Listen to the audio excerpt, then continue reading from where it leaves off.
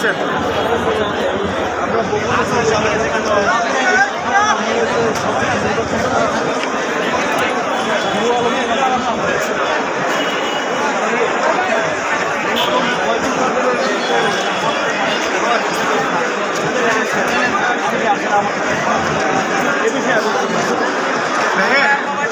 সামান্য একজন হিরো আলমের সাথে খেলার যোগ্যতা উনি রাখেন নাই, তাই হিরো আলমের সাথে খেলার সাহস উনি দেখাতে পারেন নাই।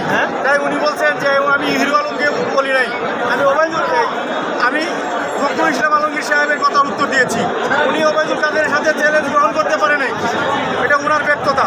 আমরা মনে করি এই আওয়ামী লীগ সরকারের এই বাংলাদেশের জনগণ এখন আর চায় না। আওয়ামী লীগ এই বাংলাদেশে পচে গলে দুর্গন্ধ বের হচ্ছে, এই দুর্গন্ধ বের হচ্ছে। আমরা এই সরকারের পদত্যাগ দাবি করি এবং দেশনেত্রী বেগম খালেদা জিয়ার মুক্তি দাবি করি এবং আগামী দিনের রাষ্ট্রনায়ক আগামী বাংলাদেশ তারেক রহমানকে যে কোনো বিনিময়ে আন্দোলন সংগ্রামের মধ্য দিয়ে সরকারের পতন ঘটিয়ে ওনাকে বাংলাদেশের মাটিতে নিয়ে আসবো ইনশাল্লাহ।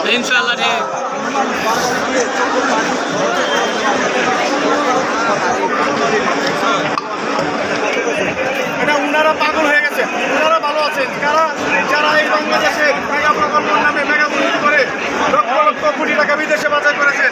আমি পরশুদিন প্রথম আলো একটা নিউজ দেখেছি, এক মহিলা এই আপনার এই বাজারে এই গাড়ির পিছনে ছুটতে টিসিবির মালের পিছনে ছুটতে উনি কোনো টিসিবির মাল টাকার বিনিময়ে পাননি। উনি ক্ষুধার্ত ছিলেন, ওনার বাচ্চাকে খাওয়ানোর জন্য উনি লাফিয়ে গাড়িতে উঠেছেন। আপনারা মিডিয়াতে দেখতে পেরেছেন ওই গাড়িতে যা চাউলগুলো ছিল উনি কুড়িয়ে নিয়েছেন। তাহলে এখন বুঝেন বাংলাদেশের মানুষ কী অবস্থায় আছে। আমরা এর তীব্র নিন্দা ও প্রতিবাদ জানাই এবং দ্রব্যমূল্যের ঊর্ধ্বগতি কমানোর জন্য দাবি জানাচ্ছি। মানুষ যদি এত হাহাকার এটা জানার পরেও তারাও তো এগুলি দেখে, জানার পরেও তারা ক্ষমতা হস্তান্তর করতে পারছে না। তারা জানে তারা মরণ পদে পা দিয়েছে, যদি ক্ষমতা চলে